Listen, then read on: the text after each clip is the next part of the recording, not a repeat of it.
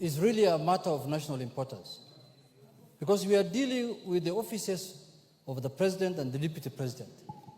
The presidency. Office of the presidency is saying, Onjala, the MP for Budalangi. Mr. Speaker, yesterday I watched in the social media the deputy president carrying a bag in the streets of Jomo Kenyatta. What struck me, Mr. Speaker, in that episode, as somebody who has traveled a lot, is the kind of bag the deputy president was carrying. That one really struck me. That kind of bag is not for the deputy president. That bag is for something else. Another thing that struck me in that episode is what was the content of that bag, because the deputy president could not even give it to his bodyguard. He had to hold it himself in person, Mr. Speaker. What could have contained in that bag, Mr. Speaker?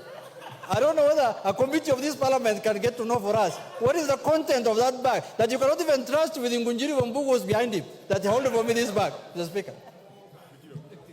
I don't know whether Mr. Speaker, those are the two things that struck me in yesterday's episode politically.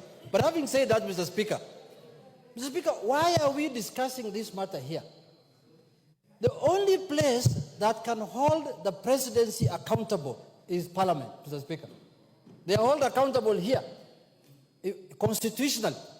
You know, Mr. Speaker, you can hold somebody accountable in the sense that if it is your responsibility to dismiss him from the job he has, then you are the only one who can hold him accountable. It is a clear provision in the Constitution that this is the house that can remove anybody who occupies those offices, Mr. Speaker, and you are a senior lawyer.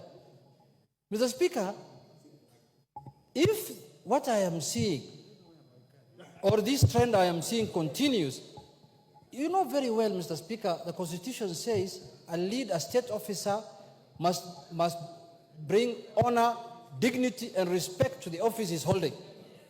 Mr. Speaker, you cannot demean the office you are holding and you expect to attract dignity and respect. Mr. Speaker, let's call a spade a spade. If you want to politic, that is fine. If you want to go and talk in a church, in a public burial place, that is fine. But not to the extent of demeaning the office of the deputy president. Even the office of member of parliament cannot be demeaned, Mr. Speaker. When some of our colleagues misbehave, we take offense. When some of our colleagues here go to burials and behave in a manner that is unbecoming, a manner that a member of parliament should not behave, we take offense. We say, no, we talk to them, don't behave that way. As a whip, I guide them in my office. You can't behave like this. I don't know whether the executive has a whip. The whip of the executive now must come in. I don't know whether it is the majority leader who is the whip of the executive. But a majority leader, if somebody is not interested in any job, there are Kenyans who are interested in that job. Why don't you do something? We are here to execute it. There are many Kenyans who can perform.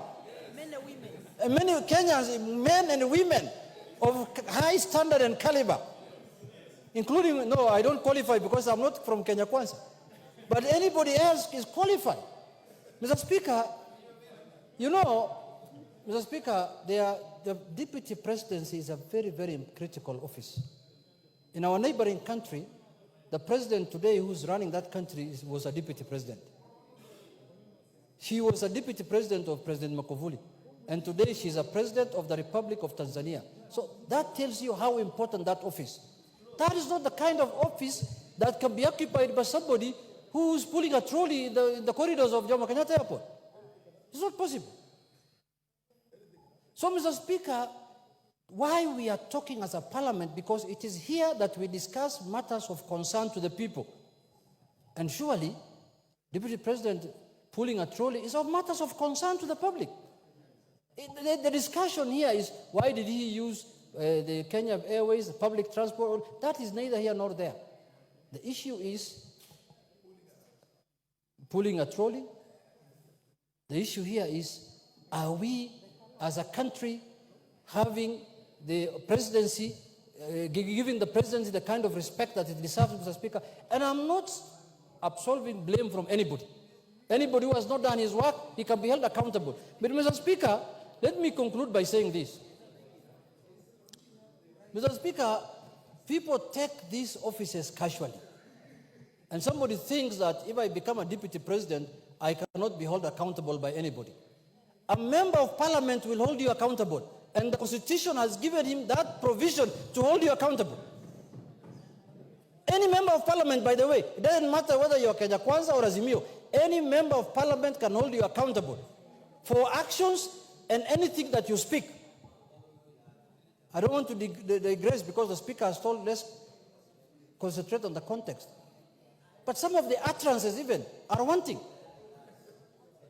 So, Mr. Speaker, personally as a member of parliament, and you know, some of us, we might not have become deputy presidents, or we may not occupy high offices, but now we are senior members of the country because some of those people, we have served more terms of parliament than them.